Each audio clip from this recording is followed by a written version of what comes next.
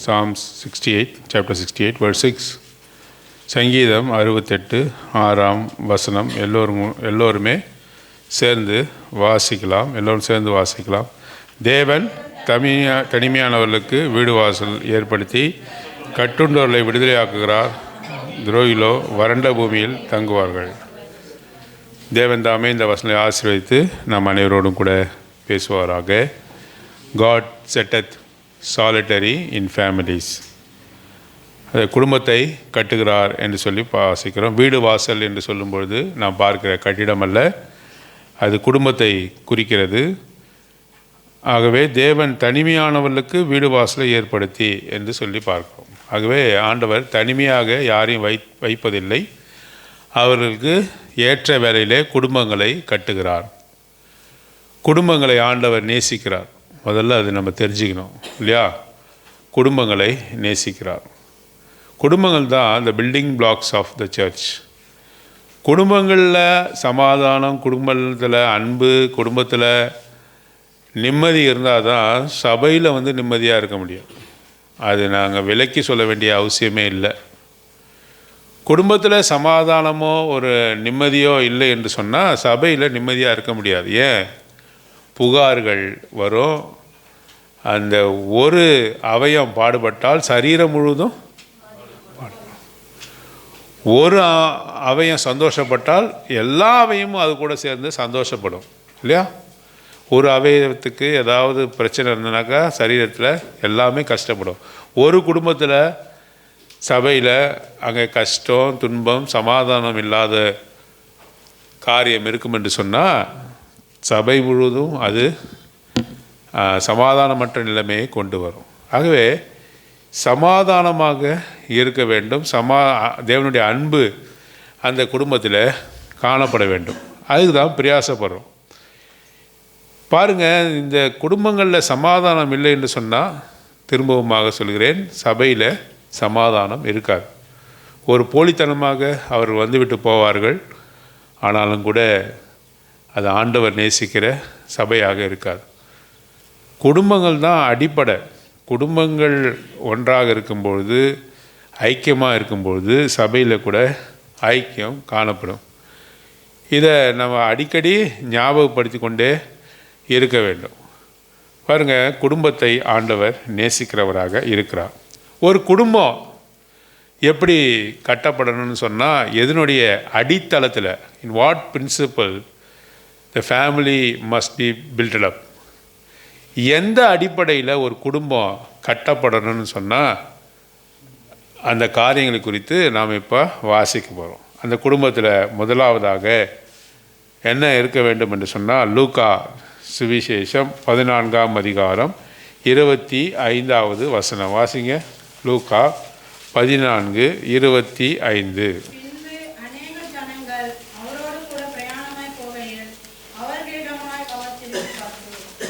வாசிங்க தொடர்ந்து.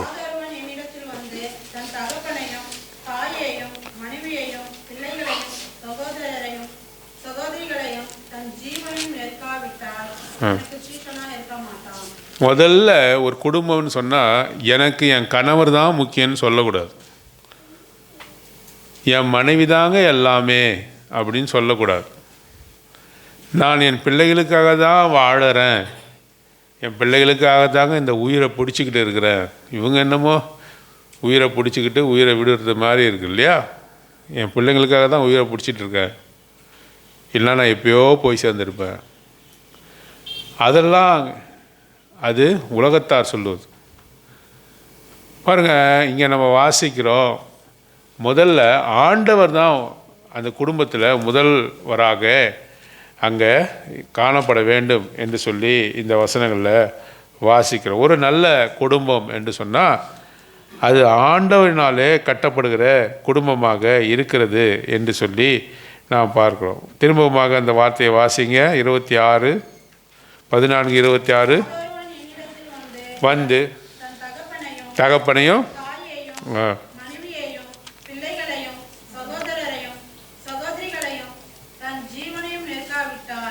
ஜீவனையும் வெறுக்கணும். வெறுக்கணும்னா என்ன அர்த்தம்னாக்கா அவங்கள வெறுத்து தள்ளுறது கிடையாது, தேவனுக்கு தான் முக்கியத்துவம். உன்னுடைய வாழ்க்கையில் தேவனுக்கு தான், ஆண்டவருக்கு தான் முக்கியத்துவம் கொடுக்கணும். யாரெல்லாம் அதிகமாக மனைவிக்கோ மனைவி வந்து கணவனுக்கோ முக்கியத்துவம் கொடுக்கும்போது அந்த குடும்பத்தில் நிம்மதி இருக்காது. ஒருவேளை நிம்மதி போல் தோன்றும், ஆனாலும் கூட அந்த குடும்பத்தில் நிம்மதி இருக்காது. எப்பவுமே கணவன் வந்து மனைவியை பிரியப்படுத்திட முடியுமா? முடியவே முடியாது. யோசிச்சு பாருங்கள். என்னுடைய மனைவியை நான் எல்லா விதத்திலையும் சந்தோஷமாக வைத்திருக்கிறீங்க, இல்லை, சொல்லவே முடியாது. எப்பயுமே வந்து ஏதாவது ஒரு குறை இருக்க தான் செய்யும். அதே போல் மனைவி இடத்துல போய் நம்ம கேட்போம்னா, உனக்கு கணவர் ரொம்ப சந்தோஷமாக வைத்திருக்கிறாரு, என்னால் நான் நினைக்கிற அளவுக்கு அவர் சந்தோஷமாக வைக்கலை. நான் நினைக்கிற அளவு என்று சொல்லும்போது அது என்ன அளவுன்னு நமக்கு சொல்ல முடியாது. அந்த அளவை நம்ம அது கண்டுபிடிக்கவே முடியாது. ஆகவே ஒரு கணவனோ மனைவியை வந்து என்ன செய்ய முடியாது, எல்லா விதத்திலையும் வந்து பூர்த்தி செய்ய முடியாது. அதில் குறைகள் இருக்கும். ஆகவே எப்பொழுதுமே கடவுள் தான், ஆண்டவர் தான் நம்முடைய வாழ்க்கையில் முதற் பேரானவராக காணப்பட வேண்டும். அவருக்கு தான் அதிக முக்கியத்துவம் கொடுக்கணும். அவரை தான் நம்ம பிரியப்படுத்தி வாழணும்னு நம்ம நினைக்கணும். அவர் சஞ்சலப்படக்கூடாது, அவர் என்னை பார்த்து துக்கப்படக்கூடாது, அவர் என்னை எதுவும் சொல்லக்கூடாதுன்றதுல ரொம்ப கவனமாக இருக்கணும். மனைவி வந்து எதில் கவனமாக இருப்பாங்க, என் கணவன் என்னை எதுவும் சொல்லக்கூடாதுங்க, எனக்கு கணவனுக்கு வேண்டியது எல்லாவற்றையும் நான் செய்வேன் என்று சொல்லி கணவனை பிரியப்படுத்தி வாழ்கிற வாழ்க்கை நல்லது தான். அதை காட்டிலும் உன் ஆண்டவரை, உன்னை ஆட்கொண்டவரை நீ எப்படி வந்து வைத்திருக்கிறாய்? அவர் உன் மீது பிரியமாக இருக்கிறாரா? என் பிரியமே, என் ரூபவதியே, என் புறாவே என்று உன்னை பார்த்து சொல்ல முடியுமா? ஆண்டவர் உன்னை பார்த்து சொல்லணும். உங்கள் ஒவ்வொருவரையும் பார்த்து சொல்லணும், என் கணவரை காட்டிலும் நான் ஆண்டவரை நேசிக்கிறேன் சொல்ல முடியுமா? என் பிள்ளைகளை காட்டும் என் ஆண்டவரை அதிகமாக நேசிக்கிறேன். அவரை நேசித்தால்தான் குடும்பமானது அது ஒழுங்குபட்டு வரும், ஒழுங்காக கட்டப்படும். ஒரு நாளும் நீ உன்னுடைய கணவனை நீ வந்து பிரியப்படுத்த முடியாது. ஒரு நாளும் உன் மனைவியை, உன் பிள்ளைகளை திருப்தி செய்ய முடியாது. அவளுக்கு தேவை இருந்து கொண்டே இருக்கும். நீ கர்த்தரை வந்து பரிபூர்ணமாய் நம்பி அவரை பிரியப்படுத்துகிற ஒரு வாழ்க்கை நீ வாழ வேண்டும். எல்லாவற்றை காட்டிலும் ஆண்டவருக்கு உன்னுடைய வாழ்க்கையில் முதல் முக்கியத்துவத்தை நீ கொடுக்கணும். கொடுக்குறியா? ஆண்டவர் இன்றைக்கு நம்ம இடத்தில் கேட்கிறார். குடும்பம் கட்டப்பட வேண்டும் என்று சொன்னால் இது மிக முக்கியமாக இருக்கிறது. 1 தீமோத்தேயு 5ஆம் அதிகாரம் 8ஆம் வசனம் ஒருத்தவங்க படிங்க.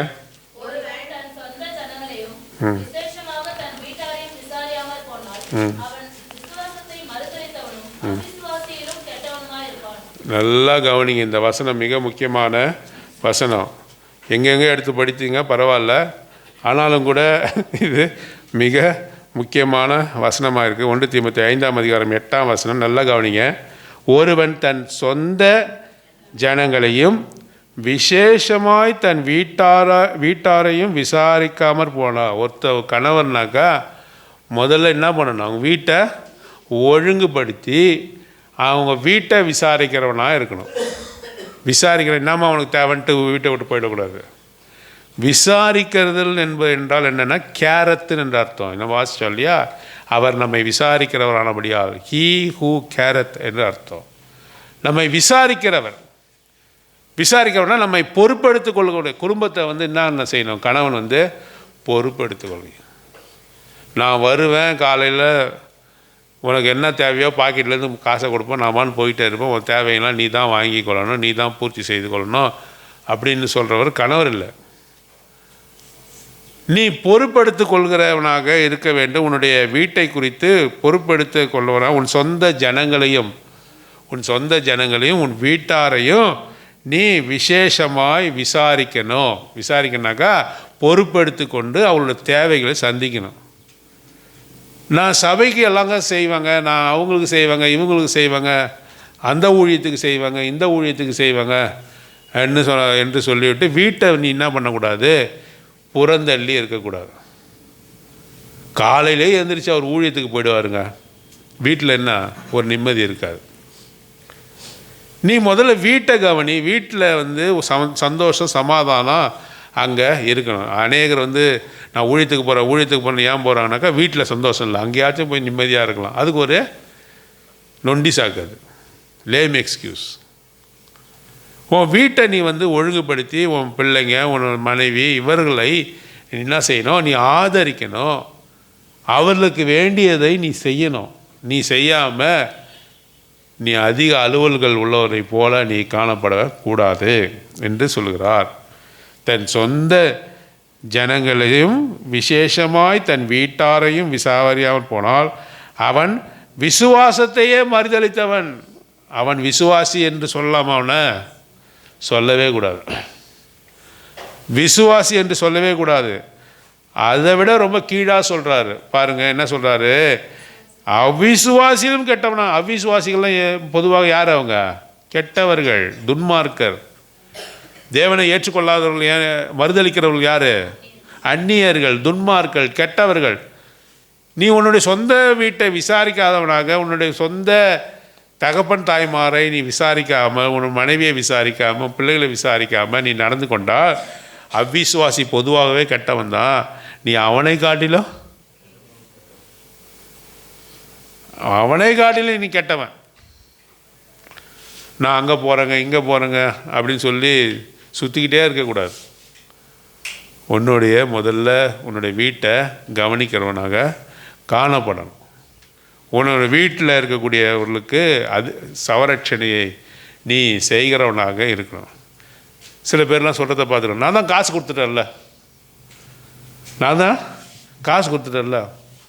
அதை வச்சு பார்த்துக்க.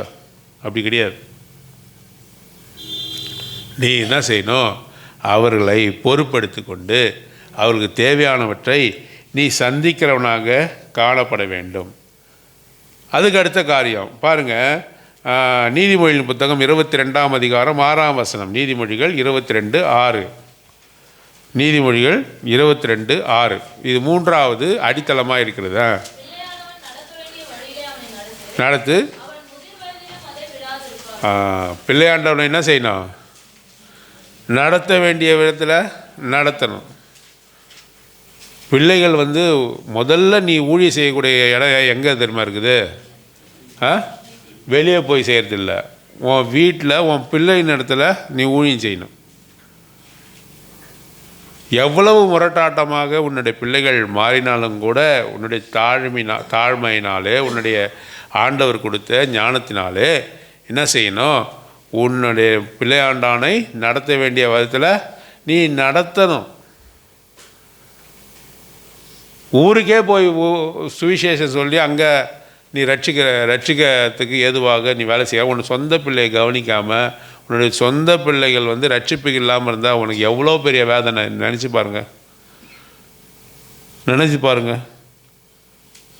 உன்னுடைய சொந்த பிள்ளைகளை நீ அவருடைய ஆத்மாவை நீ ஆதாயப்படுத்தவில்லை என்று சொன்னால் எவ்வளோ வேதனை. உன்னுடைய சொந்த பிள்ளைகள் முதல்ல ஆண்டவருடைய பிள்ளைகளாக மாறும்படியாக அவர்களுக்காக நீ என்ன செய்யணும்? பிரயாசப்படணும். ஆண்டவர்கிட்ட ஞானத்தை கேட்டு அவர்கள் எல்லாரும் கர்த்தருடைய வழியில் நடக்கும். பாருங்கள், தீமோத்தேயு குறித்து அப்போஸ்தலனாகிய பவுல் சொல்லும் போது என்ன சொல்கிறாரு? தீமோத்தேயுவே, என் உத்தமகுமாரனாகிய தீமோத்தேயுவே, உன்னிடத்தில் இருக்கிற விசுவாசம் எப்படி வந்தது?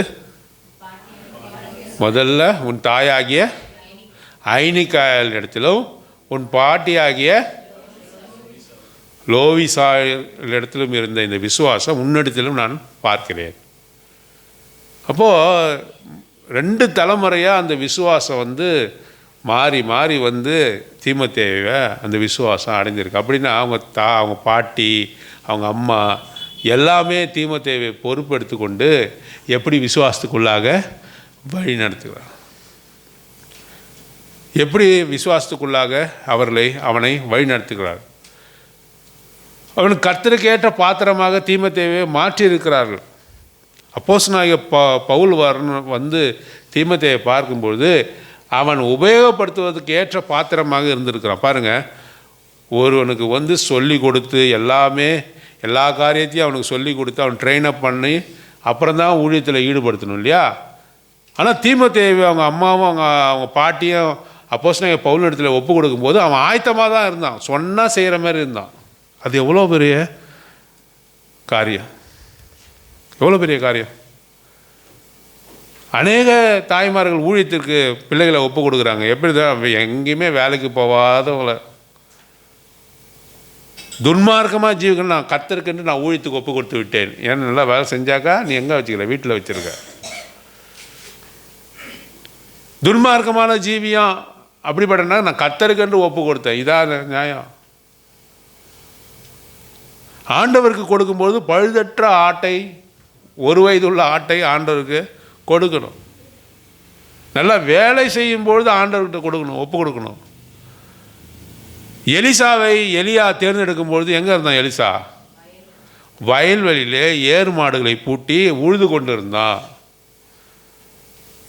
வேலை செய்து கொண்டு இருந்தான், திடகாத்திரமாக இருந்தான், வாலிபத்தில் இருந்தான். எலிசா அவனிடத்துல போய் தன் துண்டை போடுறாரு, வா ஊழியத்துக்கு. ஒன்றி முடியாதவனை, நசல் கொண்டதை, எதற்கும் உதவாதவனை ஆண்டவர்கிட்ட ஒப்பு கொடுக்கறதா? அப்படி ஒப்பு கொடுக்கவே கூடாது.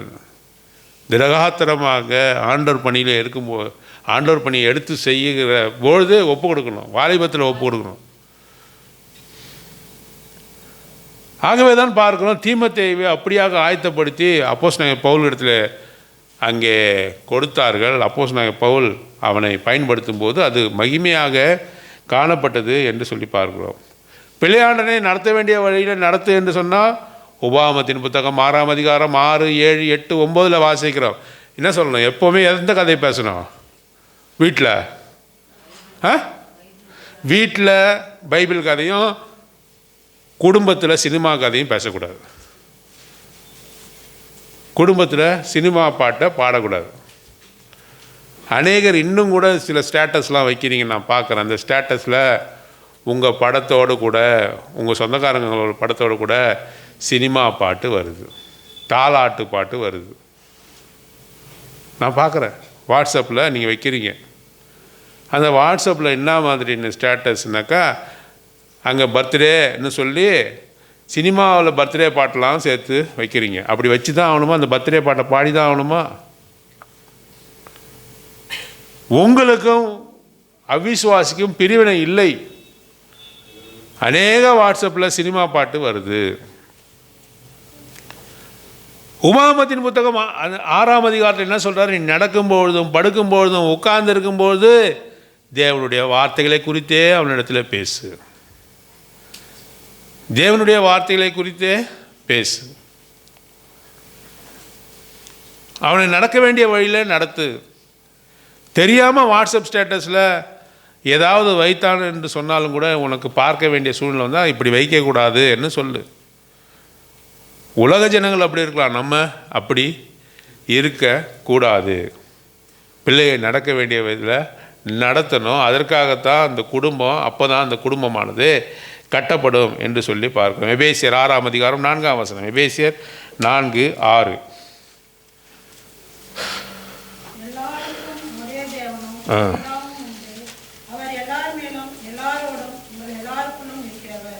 எபேசியர் 6ஆம் அதிகாரம்.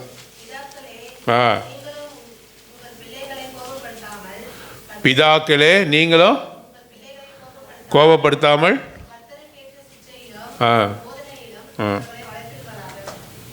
பிதாக்களே நீங்கள் என்ன செய்யக்கூடாது? பிள்ளைகளை கோபப்படுத்தக்கூடாது.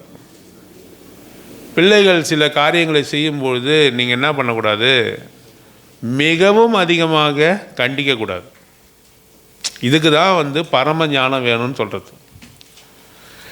எந்த சமயத்தில் எந்த காரியத்தை பிள்ளைகளிடத்தில் பேசணும், அவன் வாக்குவாதத்தில் ஏதோ பேசும்போது நான் யார் தெரியுமான்னு சொல்லி நீங்களும் அதிகமாக பேசி என்ன பண்ணக்கூடாது? சண்டைக்கு போகக்கூடாது. நம்ம அப்பா அம்மா நம்மக்கிட்ட சண்டைக்கு வராங்கன்னு தான் தோணுமே தவிர அவன் புத்திமதி சொல்கிறாங்கன்னு தோணவே தோணாது.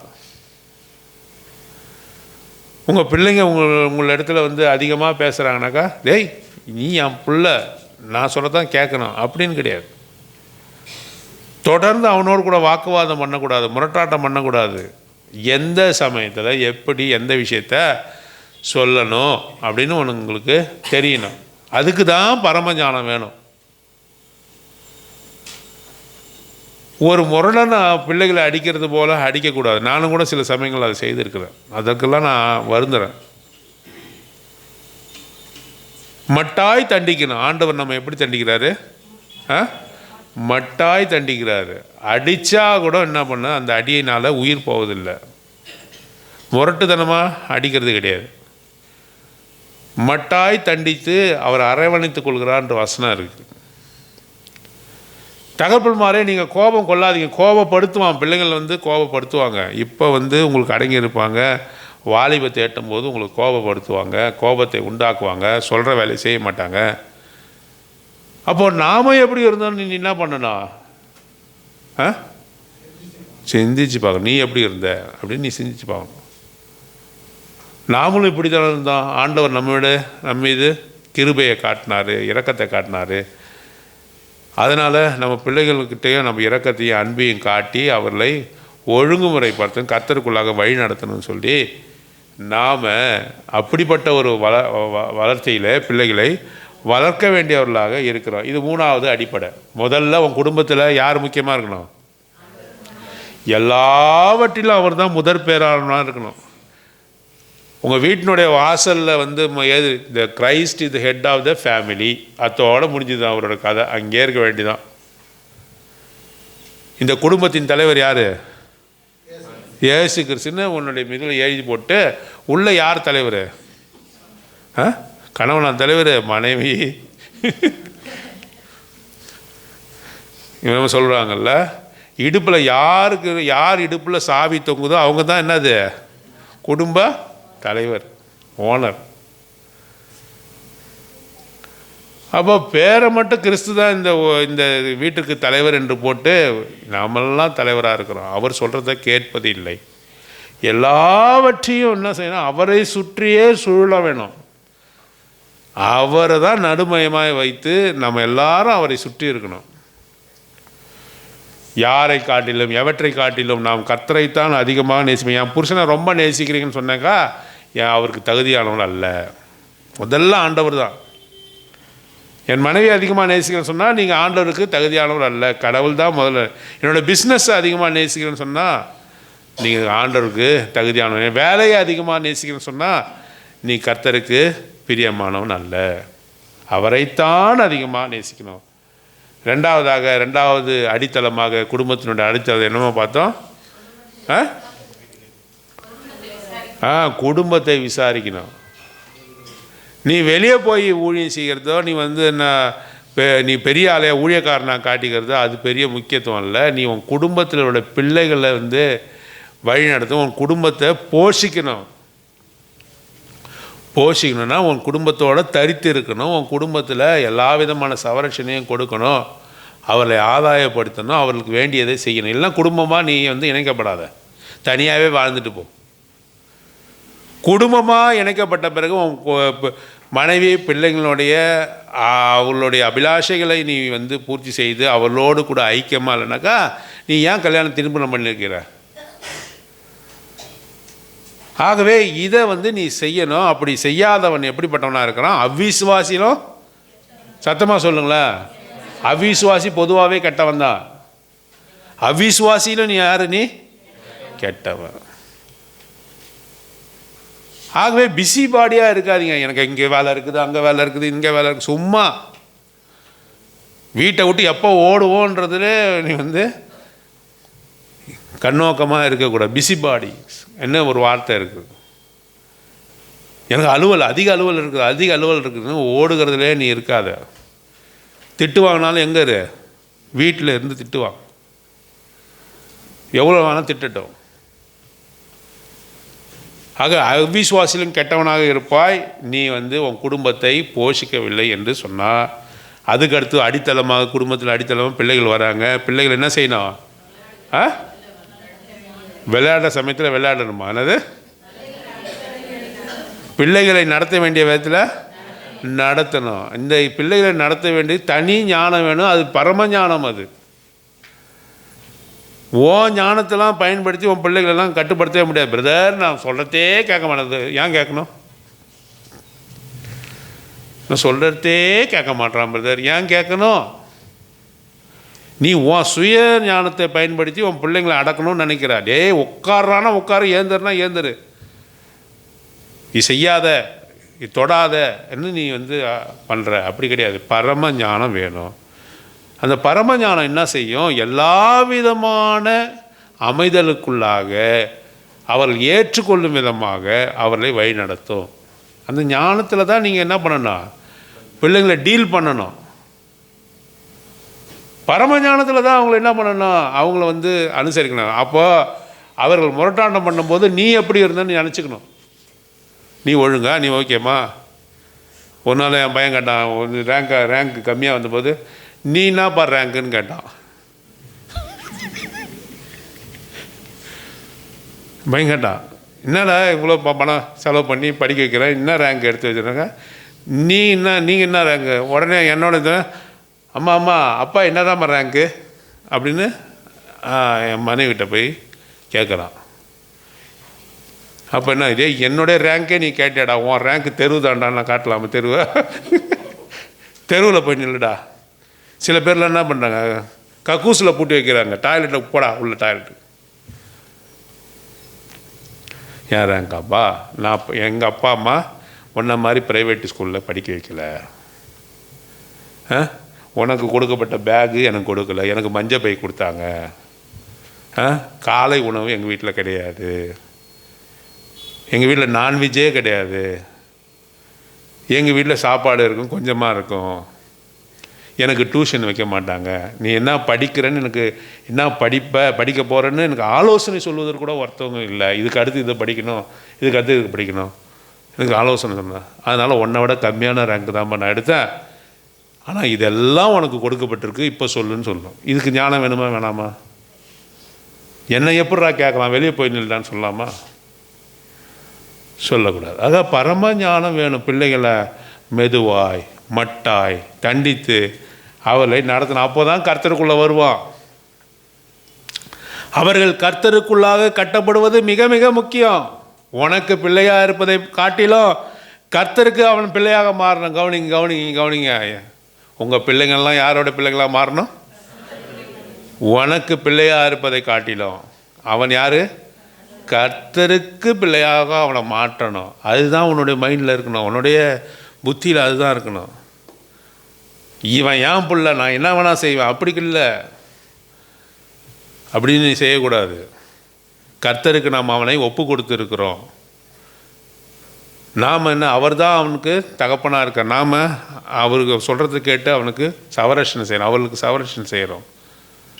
மிகுந்த தாழ்மையோடும் அதிக ஞானத்தோடும் பிள்ளைகளை வளர்க்கணும். இப்படி பிள்ளைகளை வளர்த்தாதான் என்ன நடக்கும்? குடும்பமானது உருவாகும். குடும்பத்தில் நிம்மதி, சந்தோஷம், அமைதி நடக்கும் என்று சொல்லி நாம் பார்க்கிறோம். மார்க் சுவிசேஷம் 9ஆம் அதிகாரம் 33வது வசனம். Mark gospel chapter 9 verse 33.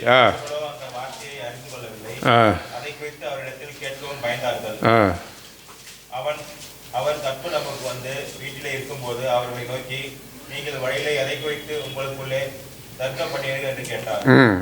அதற்கு அவர்கள் பேசாமல் இருந்தார்கள். ஏனெனில் அவர்கள் தங்களுக்குள்ளே எவன் பெரியவன் என்று என் வழியில் தர்க்கம் பண்ணினார்கள். அப்பொழுது அவர் உட்கார்ந்து 12 அழைத்து, எவனாகிலும் முதல்வனாக இருக்க விரும்பினால் அவன் எல்லாருக்கும் கடையானவனும் எல்லாருக்கும் ஊழியக்காரனும் மாயிற்கு கணவன் என்று சொல்லி ஒரு சிறு பிள்ளையை எடுத்து அதை அவர் நடுவில் நிறுத்தி அணைத்துக் கொண்டு, இப்படிப்பட்ட சிறு பிள்ளைகளில் ஒன்றை என் நாமத்திலே ஏற்றுக்கொள்கிறவன் என்னை ஏற்றுக்கொள்கிறான், என்னை ஏற்றுக்கொள்கிறவன் என்னை அல்ல, என்னை அனுப்பினவரை ஏற்றுக்கொள்கிறான் என்றார். குடும்பத்தில் என்ன வரும்? யார் பெரியவங்க, குடும்பத்தில் யார் பெரியவங்க என்ன அந்த தர்க்கம் வரும். இப்போ நமக்கு 2 பிள்ளைங்க இல்லை 4 பிள்ளைங்க இருந்தாக்கா அங்கே பிள்ளைங்க நம்ம பார்த்து நீ யாரம்மா நேசிக்கிற அப்படின்னு எல்லாரையும் தான்மா நேசிக்கிறேன்னு சொன்னால் அந்த பிள்ளைங்க ஒத்துக்குமா? என்ன சொல்லும்?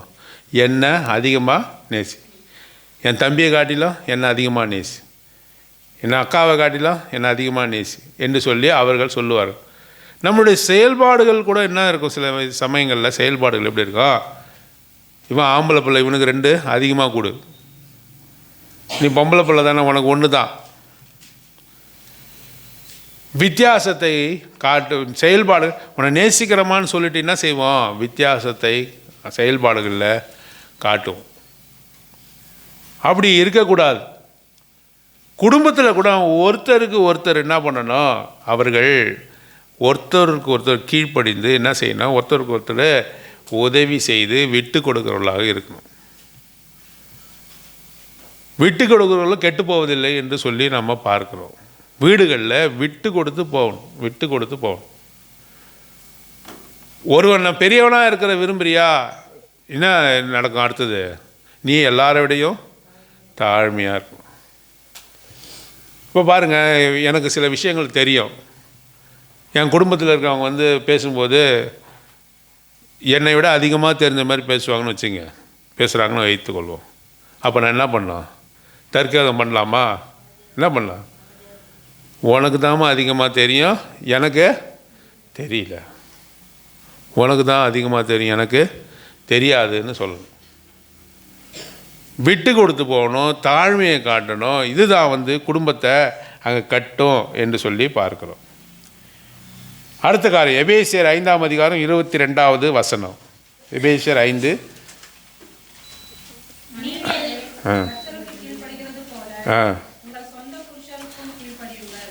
இது சொந்த புருஷருக்கு நம்ம என்ன செய்யணும்? கீழ். இதை மட்டும் சகோதரிகளால் ஏற்றுக்கொள்ளவே முடியாது. ஏன் என்று சொன்னால் அது அந்த ஜனங்களுடைய ஏவாளனுடைய சுபாவம். கீழ்ப்படிதல் என்பது நமக்கு வரவே மாட்டேது. சொந்த புருஷருக்கு கீழ்ப்படிந்து நடங்கள் என்று சொல்லுகிறார். எழுத்து பேசுவது, வாக்குவாதம் செய்வது என்பது அங்கே மிகுந்த அந்த குடும்பம் சிதறி போவதற்கு, குடும்பத்தில் டிஸார்டர் இருப்பதற்கு காரியமாக இருக்குது. கணவனுக்கு சொல்லப்பட்ட காரியம் என்ன தெரியுமா? மனைவியின் மீது, மனைவிக்கு கீழ்ப்படிங்களாம் சொல்ல. அதெல்லாம் நல்லா தெளிவாக சொல்கிறீங்க. அவர் அன்பு கூர்ந்தால் தானே எல்லா பொருளும் வாங்கி கொடுக்க முடியும். புருஷர்களே மனைவியை என்ன பண்ணுங்க? மனைவிக்கு கீழ்ப்படிங்கள் கிடையாது. மனைவியை அன்பு செய்யுங்கள். மனைவி என்ன செய்யணும்? புருஷனுக்கு கீழ்ப்படிந்து நடக்கணும். கீழ்ப்படிந்து நடக்கணும். அடிமையாக நடக்கிறது கிடையாது, கீழ்ப்படிந்து நடக்கிறவர்களாக இருக்கணும். புருஷர்கள் மெய்யாகவே மனைவியை நேசிக்கிறவர்களாக இருக்க வேண்டும் என்று சொல்கிறார். 6ஆம் அதிகாரம் 4ஆம் வசனம். எபேசியர் 6:4.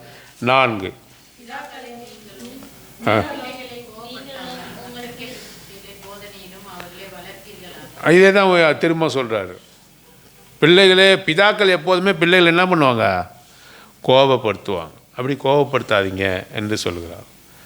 ஆகவே இங்கே 5 காரியங்களை நம்ம பார்த்தோம். இந்த அடிப்படையில் நம்ம குடும்பத்தை கட்டமைச்சோன்னு சொன்னாக்கா அது அன்பு நிறைந்த குடும்பமாக, அமைதி நிறைந்த குடும்பமாக, எல்லோருக்கும் முன்பாக சாட்சி உள்ள குடும்பமாக இருக்கும். இந்த அடிப்படையை ஏதாவது ஒன்று மிஸ் ஆச்சுனாக்கா அது என்ன எனக்கு மிஸ் ஆச்சு, அதாவது தவறுதுன்னு சொன்னாக்கா அதில் சாட்சி இருக்காது. இப்போ சொல்லுங்கள், முதல்ல என்ன இருக்கணும்? ஆண்டவருக்கு முதலிடம். எல்லாவற்றிலும் முதலிடம் கொடுக்கணும். 2வது குடும்பத்தை விசாரிக்கணும். குடும்பத்தை விசாரிக்கிறவர்களாக இருக்கணும். கணவன் குடும்பத்தை அங்கே நேசிக்கிறவனாக, குடும்பத்தை பொறுப்படுத்திக் கொள்கிறவனாக இருக்கணும். மனைவி கூட என்ன செய்யணும்? கணவன் இடத்துல அன்பு கூறணும். மனைவியும் கூட என்ன செய்யணும்? விசாரிக்கிறவனாக, கணவனை பொறுப்படுத்திக் கொள்கிறவனாக இருக்கணும். கணவனை என்ன செய்யணும்? பொறுப்படுத்தி கொள்கிறவனாக இருக்கணும். பாருங்கள், சில மனைவிலாம் இங்கே நான் பொதுவாக சொல்லலை, பொதுவாக சில மனைவிமார்கள் என்ன பண்ணுவாங்க? எப்போதுமே ஜெபம் பண்ணி கொண்டே இருப்பாங்க. சாப்பாடு செய்யறதுல இந்த நேரத்தில் போய் ரூமில் பார்த்தா என்ன பண்ணுவாங்க? மனைவி வேதம் வாசிச்சுட்டு ஜெபம் பண்ணிக்கிட்டே இருப்பாங்க. அப்போ இவருக்கு யார் சாப்பாடு போடுறது? அவரே போட்டு சாப்பிட்டு அவரே தட்டை கழுவிட்டு போக வேண்டியதான். இது நாளடைவில் கோபத்தை கொண்டு வரும். கொண்டு வருமா கொண்டு வராதா? எப்போ பார்த்தாலும் நீங்கள் வந்து ஜபம் பண்ணி கொண்டு உபவாசம் இருந்து கொண்டு இன்றைக்கி நான் உபவாசம்,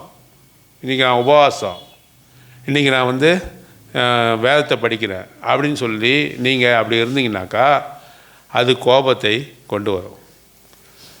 பாருங்கள், ஒரு வசனம் இருக்குது, கணவனும் மனைவியும் சேர்ந்து முடிவெடுக்கணும். நீ உபவாசம் இருமான்னு கணவன் உனக்கு என்ன பண்ணணும்? உபவாசம் இருக்கிறதுக்கு முன்பாக கணவனுடைய பர்மிஷன் தேவை. கணவனுடைய பர்மிஷன் இல்லாமல் உபவாசம் பண்ணால் அந்த உபவாசத்தை ஆண்டவர் என்ன பண்ண மாட்டார்? ஏற்றே கொள்ள மாட்டார். முதல்ல உன் மனைவிக்கு செய்ய வேண்டிய கடமையை நீ கணவனுக்கு செய்ய வேண்டிய கடமையை செய்யி என்று சொல்கிறார். அப்படி செய்யாமல் நான் உபவாசம் இருப்பேன் அப்படி என்ன சொல்லி நீ கணவனை விட்டு பிரிந்திருக்கிற ஒரு நிலைமை இருந்ததுனாக்கா அது ஒரு நாளும் ஆண்டவர் ஒத்துக்கிறது இல்லை. ஆகவே ஆண்டவர் தான் முதல்ல உன்னுடைய வாழ்க்கையில் எல்லாவற்றையும் பிரதானமாக இருக்கணும். ரெண்டாவது என்ன செய்யணும்? குடும்பத்தை நன்றாக நடத்தணும், பொறுப்படுத்தி கொண்டு செய்யணும். மூன்றாவதாக பிள்ளைகளை கர்த்தருக்குள்ளாக வளர்க்கணும். வெளியே போய் பிரசங்கம் பண்ணுறது, வெளியே போய் செய்கிறது எல்லாம் கரெக்டு. உன் பிள்ளைய நீ நஷ்டப்படுத்துறிய. உன் பிள்ளைங்க ரொம்ப ரொம்ப முக்கியம். உன் பிள்ளைங்க வந்து பொறுப்படுத்தி கொண்டு அங்கே செய்யணும். பாருங்கள், இந்த உலக பிரகாரமான காரியத்தில் நம்ம பார்க்கும்போது என்ன பார்க்கணும்னாக்கா, பிள்ளைங்க 12வது முடித்து ஒரு கோர்ஸு, ப்ரொஃபஷ்னல் கோர்ஸ் தேர்ந்தெடுக்கணும்னு சொன்னாங்க. என்ன தெரியுமா பண்ணுறாங்க? அந்த பிள்ளைய நல்ல ஒரு இன்ஸ்டியூஷனில் சேர்த்துட்டு தகப்பன் தாய்மாரெலாம் என்ன பண்ணுறாங்க, சொந்த வீட்டை காலி பண்ணிட்டு அந்த வீட்டுக்கு பக்கத்தில் அந்த இன்ஸ்டியூஷனுக்கு பக்கத்தில் வாடகை இருக்கிறதை பார்க்குறாங்க. கேள்விப்படுறீங்களா? வாடகை இருந்து அந்த பிள்ளைக்கு சகல விதமான சவரட்சணையும் செய்கிறாங்க. கூட இருந்து அங்கே ஹாஸ்டலில் தாங்கலாம் என்ன விதமான உணவை சாப்பிடுவானோ என்று சொல்லி அதற்காக என்ன செய்கிறாங்க, இவங்களும் என்ன சொந்த வீடு எல்லா விதமான சௌகரியத்தையும் 1 வருஷம் இல்லை 2 வருஷம் விட்டு போய் அந்த இன்ஸ்டியூஷனுக்கு பக்கத்தில் அந்த சொல்லிக் கொடுக்குற அந்த பள்ளிக்கு அருகாமையில் வீடு எடுத்து தங்கி அந்த பிள்ளையை கவனிக்கிறத நம்ம பார்க்குறோம். எவ்வளவு விட்டு கொடுக்குற தன்மை இந்த உலகத்தில் பார்க்குறோம். பிள்ளையை என்ன பண்ணலாம், பிள்ளையை நல்ல கோர்ஸில் பெரிய ஆளாக அவனை கொண்டு வர வேண்டும் என்று சொல்லி பிள்ளைக்காக எவ்வளோ பிரயாசப்படுறாங்க இந்த உலகத்தினுடைய பெற்றோர்கள். நாம் எப்படி நம்ம பிள்ளைகளுக்காக பொறுப்பெடுக்கிறோம்? கர்த்தருக்குள்ளாக இந்த பிள்ளை காணப்படணும், கர்த்தருக்குள்ளாக இந்த பிள்ளை வளர்க்கப்படணும் என்று சொல்லி நாம் எவ்வளோ பொறுப்பு. இந்த காலகட்டங்களில் அதிகமாக பொறுப்பெடுக்கணும். நீனே சினிமா பாட்டை வைத்து காட்டக்கூடாது. இந்த டான்ஸ் மூமெண்ட்டை மட்டும் கொஞ்சம் வந்து பார்த்துட்டு போடா அப்படின்னு சொல்லக்கூடாது. காட்டுறாங்க, இந்த டான்ஸ் மூமெண்ட்டை மட்டும் கொஞ்சம் வந்து பார்த்துட்டு போடா, இந்த பாட்டு எவ்வளோ ராகமாக பாடியிருக்காங்க பாரு, அதெல்லாம் காட்டக்கூடாது. அவன் உங்ககிட்ட காட்டினா என்ன சொல்லணும், நீங்கள் சேர்ந்து ரசிக்கக்கூடாது. அதுக்கு பதில் என்ன சொல்லணும், இது நமக்கு தகுதியானது இல்லை. ஏக்கமாக ஒரு ட்ரெஸ்ஸை போட்டுன்னு வந்து முன்னாடி நிற்கிறாங்க உன்னுடைய பிள்ளைங்க அப்படின்னா சூப்பராக இருக்குமான்னு சொல்லலாமா? என்ன அதை போட்டு நான் வெளியே போயிட்டு வரேம்மான்னு அவங்க பொண்ணு சொல்கிறாங்க. அப்போ என்ன போயிட்டு வாமா அப்படின்னு சொல்லலாமா? என்ன சொல்லலாம், இது தகுதியான வஸ்திரம் இல்லை என்று சொல்லணும். எங்கே போகிற, தகுதியான வஸ்திரம் இல்லை, இந்த வஸ்திரத்தை போடாத அப்படின்னு பெற்றோர் சொல்லணும். ஆனால் இப்போ இருக்கிறவங்களாம் நான் அப்படி பார்க்கவே இல்லை. தாய்மாரும் ஒரு வகையான ட்ரெஸ்ஸு போட்டுக்கிறாங்க, பிள்ளைகளையும் ஒரு வகையான ட்ரெஸ்ஸை போட்டுக்கிட்டு ஊர்வலம் வராங்க. ஊர்வலம் வரத்தை பார்க்குறோம். எதுக்காக நீ ஊர்வலம் வரன்னு எனக்கு தெரியல. இல்லை, அதை பார்த்து நிறைய பேர் போய் ஆக்சிடெண்ட் ஆகுறாங்க, பின்னாடி ஆக்சிடெண்ட் ஆகுறாங்க. ஊரே பார்க்கும்படியாக அங்கே போகிறாங்க. அதெல்லாம் தேவனுடைய ஒழுங்கு இல்லை. உன் பிள்ளைகளே வந்து இந்த பருவத்தில் சொன்னால் கூட இது வேண்டாமா, இது வேண்டாம். அதுக்காக நீ வந்து சாமியார் ட்ரெஸ் மாரி தச்சு கொடுத்து ஆவி மாரி போட்டுக்கிட்டு போகணுன்னு அவசியம் இல்லை. இம்மாம்பெரிய கை காலுக்கெல்லாம் போட்டுக்கிட்டு அப்படின்லாம் போடணும். தகுதியான வஸ்திரத்தை நீ உங்களோட பிள்ளைகளுக்கு உடுவித்து வைத்து தகுதியானவற்றை உன் பிள்ளைகள் பார்க்கும்படி செய்து தகுதியானவற்றை அந்த பிள்ளைகள் போதிக்கும்படி செய்து அவள் கர்த்தருக்குள்ளாக வளர்க்கிறவர்களாக நீ காணப்படணும். 4வது காரியம் என்ன பார்த்தோம்? இப்போ அதெல்லாம் 3வது காரியம் முடிஞ்சிருச்சு. 4வது காரியத்தை என்ன பார்க்குறோம்? புருஷனை விட்டு வெளியே வர மாட்டீங்க போல இருக்கு. என்ன சொல்கிறாங்க? ஒருவருக்கு ஒருவர் என்ன பண்ணலாம்? ஒருவன் பெரியவனாக இருக்கிறவர் என்ன பண்ணலாம்? தர்க்கம் பண்ணாமல் ஒருவருடன் தன்னை காட்டிலும் மதிப்பு மிக்கவர்களாக நினைக்க வேண்டும். கடைசியாக நம்ம என்ன பார்க்கலாம்? 5வது காரியமாக புருஷனுக்கு என்ன பண்ணணும்? மனைவிமார்கள் புருஷருக்கு மனைவி என்ன செய்யணும்? கீழ்ப்படியணும். புருஷ மனைவிக்கு என்ன செய்யணும்? அன்பு கூறணும். இதெல்லாம் இருந்ததுனாக்கா ஒரு குடும்பம் கட்டப்படும். குடும்பம் கட்டப்பட்டுச்சுன்னா எது கட்டப்படும்? சபை. குடும்பம் இல்லாமல் சபை கட்டப்படாது என்று சொல்லி பார்ப்போம். இப்போ நீங்கள் குடும்பத்தில் இப்போ கட்டப்பட்டுட்டீங்க, இப்போ சபைக்கு வரீங்க. சபை என்பது குடும்பங்களின் தொகுப்பு.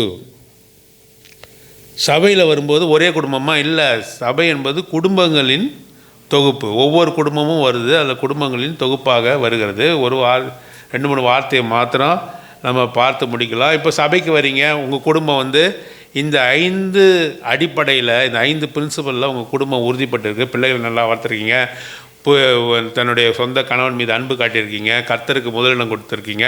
இப்படிப்பட்ட ஒரு குடும்பமாக சபைக்கு வரீங்க. சபைக்கு வரும்போது உங்களையும் போலவே குடும்பங்களை நீங்கள் பார்க்குறீங்க. அவர்களுக்கு நீங்கள் என்ன செய்யணும்? அதை குறித்து பார்த்து நம்ம முடிக்கலாம். 1 கொரிந்தியர் 13ஆம் அதிகாரம் 4-5 1 கொரிந்தியர் 13ஆம் அதிகாரம் 4ஆம் வசனம், 5ஆம் வசனம், 6ஆம் வசனம், 7ஆம் வசனம் வாசிங்க. தயவு உள்ளது, பொறாமை இல்லை, புகழாது, இருமாப்பாயிராது, செய்யாது, நாடாது, சினமடையாது, தீங்கு நினையாது, சந்தோஷப்படும், சகலத்தையும் தாங்கும், சகலத்தையும் விசுவாசிக்கும், நம்பும், சகிக்கும். பாருங்கள், இந்த அன்பை குறித்து பேசுகிறார். நீங்கள் இந்த குடும்பமாக வரும்பொழுது குடும்பங்களுக்கு மத்தியில் என்ன காணப்படணும்? அன்பு காணப்படணும். சகிப்புத்தன்மை இருக்கணும். சகிப்புத்தன்மை சபையில் நீ காட்டணும். சகிப்புத்தன்மை யாராவது ஏதாவது சொன்னாங்கன்னா கூட நம்ம என்ன பண்ணணும்? சகிப்புத்தன்மை காட்டணும். பொறாமைப்படக்கூடாது.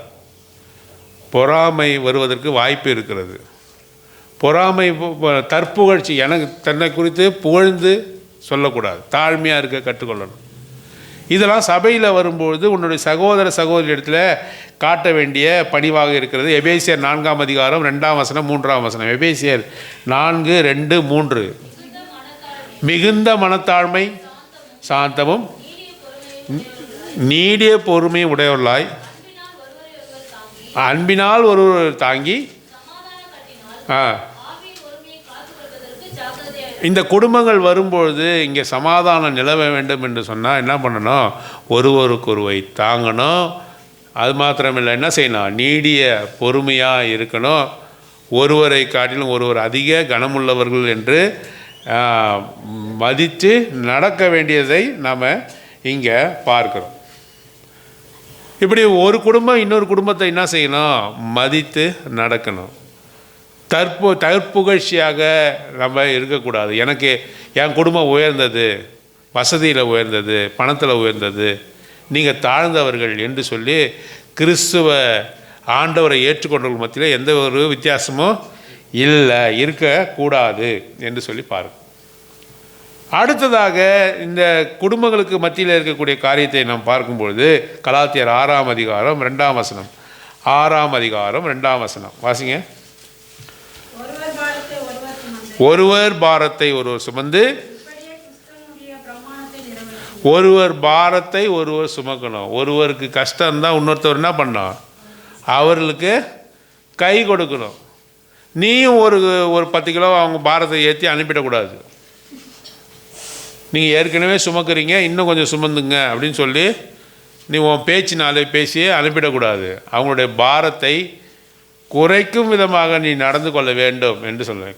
ஒருவர் பாரத்தை ஒரு சுமந்து, ஒருத்தவங்க உங்ககிட்ட கஷ்டப்பட்டு உங்ககிட்ட பேசுகிறாங்க அப்படின்னு வைத்தாக்கா என்ன பண்ணக்கூடாது? உன்னுடைய வாயினாலே நீ அவங்களை துன்பப்படுத்தக்கூடாது. அவர்களுக்கு ஆறுதலாக நீ பேசுகிறவனாக இருக்கணும். உன்னுடைய வார்த்தை ஆறுதலை கொண்டு வருகிறதாக காணப்படணும். அதே அதிகாரம் 10ஆம் வசனம் வாசிங்க.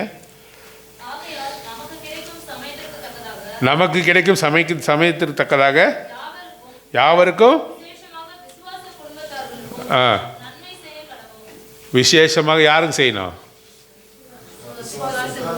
முதல்ல விசுவாச குடும்பம் தான் செய்யணும். என் சொந்தக்காரங்க தாங்க செய்வேன். எனக்கு ஆண்டவர் கொடுத்த ஆசீர்வாதத்தினால நான் யாருக்கு உதவி செய்வேன்னா, ஒரு விசுவாசி உன்னுடைய சகோதரன் அங்கே தாழ்வில் இருக்கிறானாக்கா அவனுக்கு தான் செய்யணும். சொந்தக்காரங்களாம் அப்புறம். விசேஷமாக விசுவாச குடும்பத்தாருக்கு நீங்கள் செய்யணும். விசுவாச குடும்பத்தாருக்கு நீங்கள் செய்கிறவர்களாக காணப்படணும். உன்னுடைய இனஜன பந்துக்களை காட்டிலும் உன்னோடு கூட இருக்கக்கூடிய உன்னுடைய கர்த்தருடைய ரத்தத்தினாலே ஆண்டவராகிய இயேசு கிறிஸ்துவின் ரத்தத்தினால் மீட்கப்பட்டவர் தான் உன்னுடைய சொந்த குடும்ப சகோதரிகள். அவர்களுக்கு நீ செய்கிறவனாக இருக்கணும். குடும்பங்கள் சபைக்கு வரும்போது இது நடைபெற வேண்டும் என்று சொல்லி கர்த்தர் விரும்புகிறார். ரோமருக்கு எழுதின 12ஆம் அதிகாரம் 15வது வசனம் வாசிங்க. சந்தோஷப்படுகளோட கூட சந்தோஷப்படுங்கள், அழுகிறவர்களோட கூட அழுங்கள். ஒரு அவயம் கஷ்டப்பட்டதுன்னா நீங்கள் என்ன செய்யணும்? சந்தோஷப்படலாமா? கஷ்டப்படுவோம். அவர்களுக்கு முன்பாக என்ன பண்ணுவீங்க? அவர்களுக்கு முன்பாக அநேகர் என்ன பண்ணுவாங்க? ஒருத்தர் கஷ்டப்படுறாரு, அவர்களுக்கு முன்பாக என்ன பண்ணுவீங்க? போய் கஷ்டப்பட்டுட்டு வீட்டுக்கு போய் என்ன தெரியுமா சொல்லுவீங்க? அவருக்கு இந்த கஷ்டம் எப்படி தெரியுமா வந்தது, ஏன் வந்தது தெரியுமா? அவர் அந்த இடத்துல ஒன்று செஞ்சார் எனக்கு, அதுக்காக தான் இந்த கஷ்டம் அவருக்கு வந்துக்குது. வீட்டில் போய் நீங்கள் சந்தோஷப்படுவீங்க. ஆண்டவர் நல்லா கொடுத்தாருப்பா அவருக்கு அப்படின்னு நம்ம சொல்கிறோமா? இல்லை, அழுகிறவர்களோடு நாம் என்ன செய்யணும்? அவர்களோடு கூட நாமளும் அழுகணும். அவர்கள் சந்தோஷப்பட்டால் நாமளும் கூட என்ன செய்யணும்? சந்தோஷப்படுகிறவர்களாக இருக்கணும். இதுதான் குடும்பத்துக்கு ஆண்டவர் விரும்புகிறது. ஒரு அவயம் கஷ்டப்பட்டால் எல்லா அவைகளும் அதோடு கூட சேர்ந்து பாடுபடுமே என்று அவர் சொல்லுகிறார். ஆகவே அப்படிப்பட்டவர்களாக நாம் காணப்படணும். 1 யோவான் 3ஆம் அதிகாரம் 16வது வசனம் 17, 18 வாசிங்க.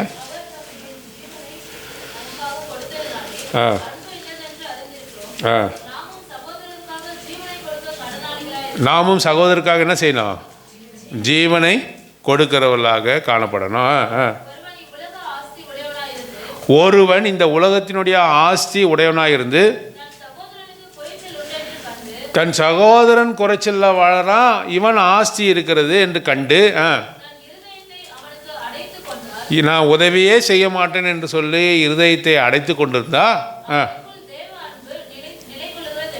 அவனுக்குள்ளாக தேவ அன்பு எப்படி வரும்? உனக்கு குறைச்சல் இருக்குது, எனக்கு வசதி இருக்குது, அப்போ நான் என்னுடைய இருதயத்தை அடைத்து கொண்டு நான் உதவி செய்ய மாட்டேன் என்று நீ சொல்வாயானால் தேவ அன்பு உனக்குள்ளாக எப்படி காணப்படும்? 18ஆம் வசனம். வசனத்தினாலும் கவனிங்க, ரொம்ப முக்கியமான வசனம். வசனத்தினாலும் நாவினாலும் மாத்திரமல்ல, கிரிகையினாலும் உண்மையினாலும் அன்பு கூறணும். பிரதர், நீங்கள் கஷ்டப்படுறீங்களா? நானும் கஷ்டப்படுறேன் பிரதர். நீங்கள் அழுவுறீங்களா? நானும் அழுவுறேன் பிரதர் அப்படின்னு சொல்லிவிட்டு அவர் டாட்டா காட்டி அனுப்பிச்சிடக்கூடாது. வசனத்தினாலும், வசனம் உங்களுக்கு எடுக்கிறேன் பாரு பிரதர், இப்போ வசனம் எடுக்கிறேன், நீங்கள் ஆறுதலாக இருப்பீங்க அப்படின்னு சொல்லி வசனத்தினாலும் நாவினாலும் ஆறுதலை சொல்லிட்டு அனுப்பிடாத. என்ன செய்யணும்? நீ கிரிகையினால் காட்டு. உன்னால் முடிந்த உதவி செய். உன்னால் முடிந்த உதவியை உன் சகோதரனுக்கு செய்ய நீ கடமைப்பட்டு இருக்கிறாய். அப்படிலாம் எனக்கு எனக்கு என்னோடய குடும்பத்துக்கெலாம் செய்யலைனாக்கா நாங்கள் இந்த இடத்துக்கு வந்தே இருக்க மாட்டோம். நாங்கள் ஏன் செய்கிறோன்னா எங்களுக்கு அப்படி காண்பிக்கப்பட்டது. அவ்வளவு இரக்கங்கள் எனது குடும்பத்திற்கு காண்பிக்கப்பட்டது. கர்த்தருடைய பிள்ளைங்க என் குடும்பத்துக்கு காமிச்சாங்க. அவங்க காமித்த அன்பில் ஒரு அளவு கூட நாங்கள் இன்னும் செஞ்சு முடிக்கல. எங்கள் குடும்பத்துக்கு காண்பித்த அன்பில் ஒரு அளவு கூட நாங்கள் மற்றவர்களுக்கு காமிக்கல. அப்போ எங்களுக்கு முன்பாக உதாரணமாக வாழ்ந்தார்கள். உதாரணமாக இப்படித்தான் ஒரு கிறிஸ்துவ வாழ்க்கையை வாழணும், ஆண்டவருடைய பிள்ளைங்க இப்படி தான் வாழணும் அப்படின்னு காண்பித்தார்கள். அதை பார்த்து அதை தெரிந்து கொண்டு அதனால் அனுபவித்து நாங்களும் கூட இப்போ என்ன செய்கிறோம்? நம்ம கூட செய்கிறோம். நாவினாலும் வசனத்தினாலும் உன்னுடைய அன்பு நிற்கக்கூடாது. கிரிகையினால் என்ன செய்யணும்? நீ காட்டணும். செயல்பாடுகள்னால நீ காட்டணும். ஒரு அன்பை காட்டணும். செயல்பாடு செய்து நீ காட்டணும் என்று அவர் சொல்லுகிறார். எபேசியர் 4:26. எபேசியர் 4:26. நீங்கள் கோபம் கொண்டாலும் ஆ பாவம் செய்யாதிருங்கள். ஆ சூரியன் அஸ்தமிக்கிறதற்கு முன்னாக 27 வாசிங்க. பிசாசுக்கு இடங்கொடாமல் அதுக்கு அடுத்த வசனம் வாசிங்க.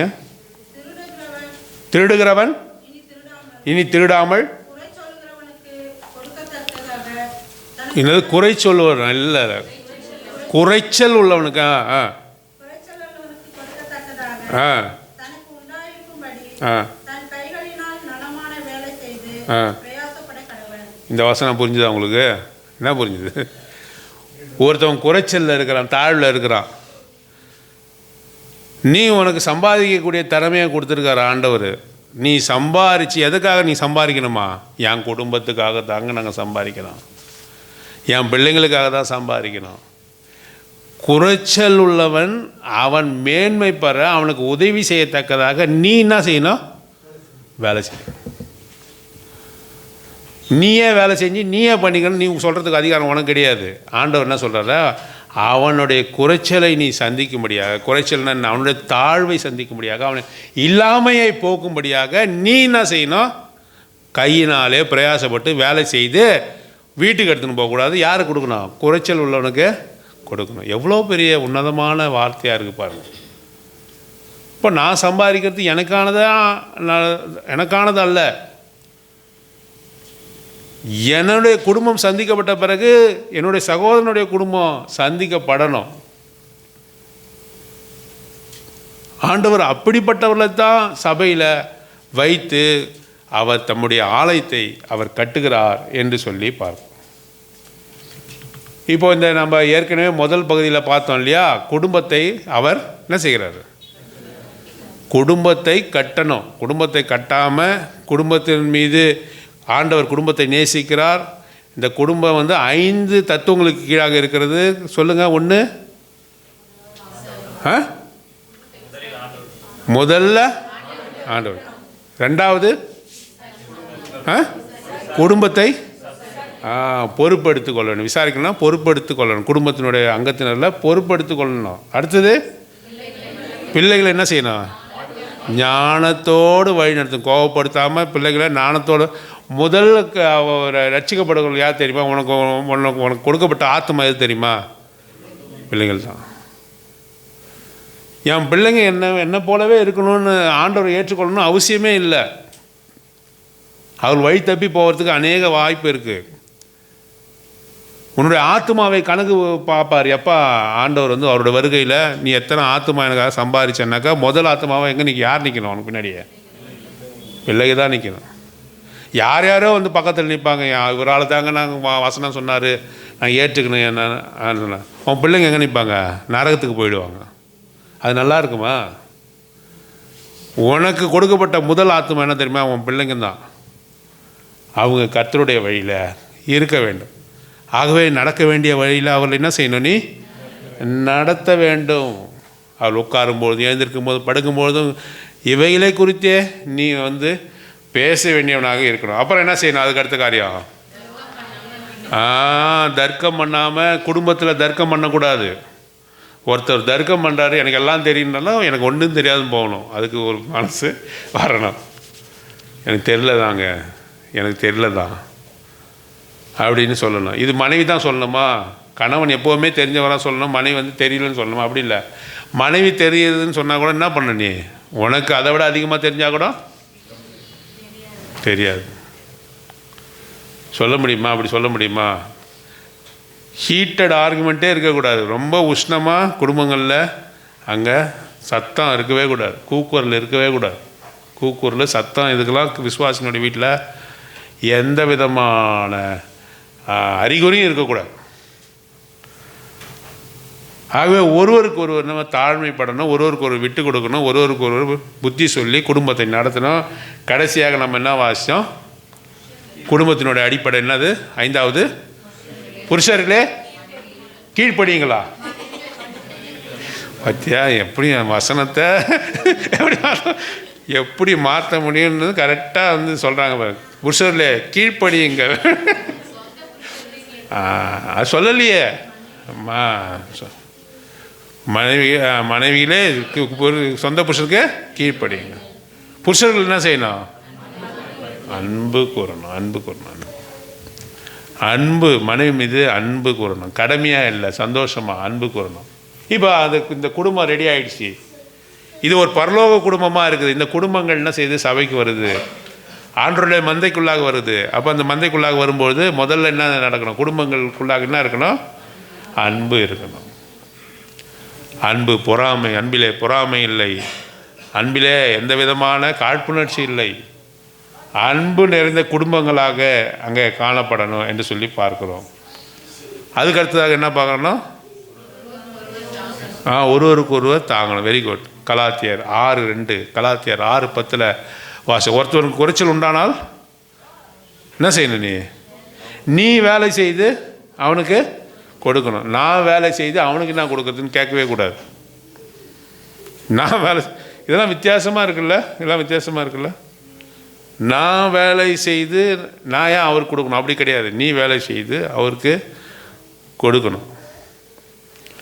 அவர்கள் குறைச்சல்களை சந்திக்கணும். யார் முக்கியம்? ரட்சிக்கப்பட்டவனுடைய சகோதரன் முக்கியமா? விசுவாச குடும்பம் தான் உனக்கு முக்கியம். அவங்க தான் சகோதரிகள். விசேஷமாக விசுவாச குடும்பத்தாரை நீ முதல்ல சந்திக்கணும். அப்படிப்பட்டவர்களாக நீ இருக்கணும். அடுத்ததாக கடைசியாக குடும்பத்தில் அமைதி நிலவ வேண்டும். எதை கொடுத்தாயிலும் என்ன செய்யணும்? நீ சமாதானத்தை நீ பெற்றுக்கொள்வர்களாக இருக்கணும். ஒரே ஒரு வசனத்தை வாசித்து முடிச்சிடலாம். மத்தேயு சுவிசேஷம் 18ஆம் அதிகாரம் 15, 16, 17 வாசிங்க.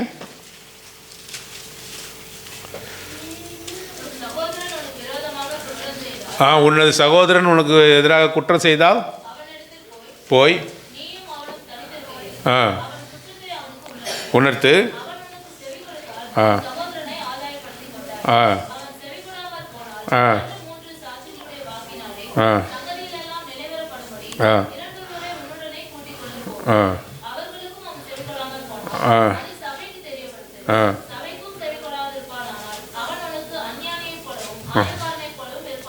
பாருங்க எப்படி டீல் பண்ணுறாரு பாருங்க. குடும்பங்கள் சபைக்கு வருது. இவ்வளவு அன்பு இருந்தாலும் கூட சில ஏற்றத்தாழ்வுகள், வருத்தங்கள் இருக்கிறது. அப்போ நீ என்ன செய்யணும்? அந்த சகோதரன் இடத்துல போய் நீ என்ன செய்யணும்? ஜபத்தோடு கூட போய் என்ன சொல்லணும்? சகோதரனே இப்படி நீ செய்கிறீங்க, சகோதரியே இப்படி நீ செய்கிறீங்க, எனக்கு மனசுலே வச்சிருக்கக்கூடாது. சில சகோதரிகள்லாம் பேசிக்கொள்வதே இல்லை. இங்கே சொல்லலை, உடனே நம்ம சபை நினைக்காதீங்க, பொதுவாக பேசிக்கொள்வதே இல்லை. ஆனால் பேசணும்னு ஓப்பன் பண்ணி விட்டால் நல்லா பேசிடுவாங்க. எதுக்காக பேசலை தெரியுமா அப்படின்னு பேசிடுவாங்க. ஆனாலும் பேசாமல் இறுக்கமாக இருப்பாங்க. அவருக்கு தெரியாதா நான் பேசுகிறேன், ஏன் பேசணும்னு நமக்கு தெரியும் அப்படின்னு நினச்சிக்குவாங்க. அப்படி கிடையாது. ஏன் ஒரு சகோதரி அவன்கிட்ட பேசலைன்னாக்கா நீ என்ன பண்ணணும்? உடனே போய் என்ன பண்ணணும்? போய் 4 பேரை கூப்பிட்டு போகணுமா? இல்லை, தனியாக போய் ஏம்மா என்கிட்ட பேசலை, நல்லா பேசினிருந்தியே அப்படின்னு சொல்லணும்.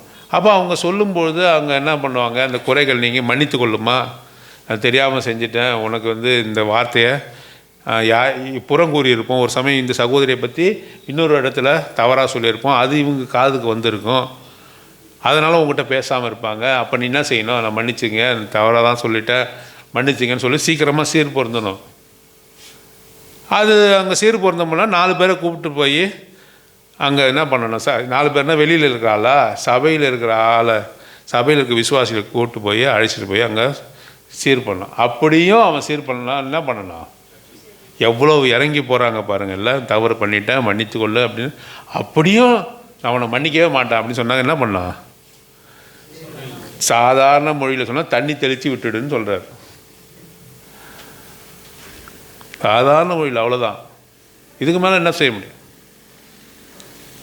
எப்படிலாம் ஒரு சமாதானம் குடும்பங்களுக்குள்ளாக சமாதானம் சபையிலே காணப்பட வேண்டும் என்று இங்கே சொல்லுகிறார். ஆகவே குடும்பத்தில் உன்னுடைய கணவன், மனைவி, பிள்ளைகளிடத்தில் இருக்கக்கூடிய அந்த ஒப்புரவு, அந்த ஐக்கியம், இப்போ அந்த ஒப்புரவாகி அந்த குடும்பமானது சமாதானத்துக்குள்ளாக நடக்கிற அந்த குடும்பம் சபைக்கு வரும்போது என்ன பிரச்சனைகள் வரும்? அவர்கள் ஒருவருக்கு ஒருவர் எப்படி இருக்கணும், ஒருவர் குறைச்சல ஒருத்தர் தாங்கணும், ஒருவருக்கு ஒருவர் அன்பின் கட்டினால் கட்டப்பட்டு இருக்கணும். ஏதாவது டிஸ்பியூட் வந்ததுன்னா அதை எப்படி தீர்க்கணும், எல்லாவற்றையுமே சொல்லப்பட்டிருக்கிறது. எல்லாத்துக்கும் அத்தாரிட்டி சொல்லப்பட்டிருக்கிறது, அத்தாரிட்டி இருக்கிறது. இதெல்லாம் சொல்லப்படலைங்க, நான் என் தாந்தோண்டித்தனமாக நடந்து கொள்வேனா? அப்படிலாம் இருக்க முடியாது. எப்படி ஒரு பிரச்சனை வந்தால் எப்படி தீர்க்கணும், எப்படி நம்ம தாழ்மையாக இருக்கணும், எப்படி குறைச்சலை சந்திக்கணும், இதெல்லாம் கூட இந்த குடும்பங்களுக்குள்ளாக காணப்படும் என்று சொல்லி நம்ம பார்க்குறோம். ஆகவே ஆண்டவர் தாமே நம்ம நல்ல ஞானத்தை கொடுப்பார். நமக்கு ஆண்டவர் நமக்கு அவருடைய சத்திய வேதத்தின் மூலமாக போதித்திருக்கிறார். பேசாமலே இருக்கவே கூடாது, பேசணும், உடனே போய் பேசணும். அவர்களே தப்பு பண்ணியிருந்தாலும் கூட நீ என்ன செய்யணும்? போய் அவன் தான் தப்பு பண்ணான், நான் போய் மன்னிப்பு கேட்கறதா? அவர் தான் என்ன பேசினாரு, நான் போய் மன்னிப்பு கேட்கறதா? அந்த கதையே கிடையாது. முதல்ல என்ன பண்ணணும்? யார் மன்னிப்பு கேட்கணும்? நீ தான் போய் மன்னிப்பு கேட்கணும். இதுக்கு எந்த வசனம் யாராவது சொல்லுங்க பார்ப்போம்.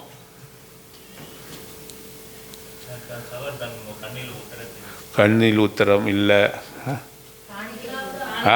Very good. நீ ஆண்டவருக்கு காணிக்கை செலுத்த வரும்பொழுது உனக்கு உன் சகோதரன் பேரில் வருத்தம் இருந்தது. நான் சொன்னார் இல்லை, உன் சகோதரனுக்கு உன் பேர் இல்லை. என்ன அப்படின்னா, உன் சகோதரன் எனக்கு கோச்சிக்கிட்டு என்னை பார்க்காம கை கொடுக்காம போகிறான் அப்படின்னாக்கா காணிக்க தேவையில்லை, வை.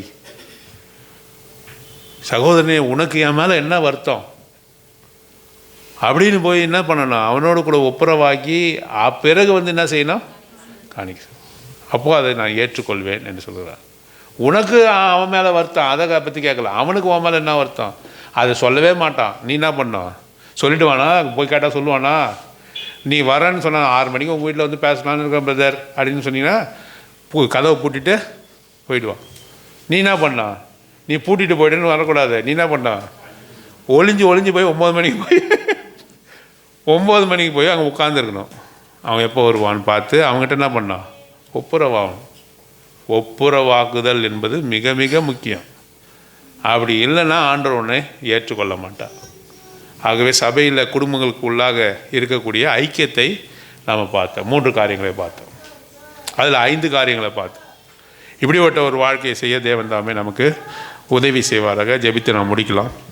ஜெபம்.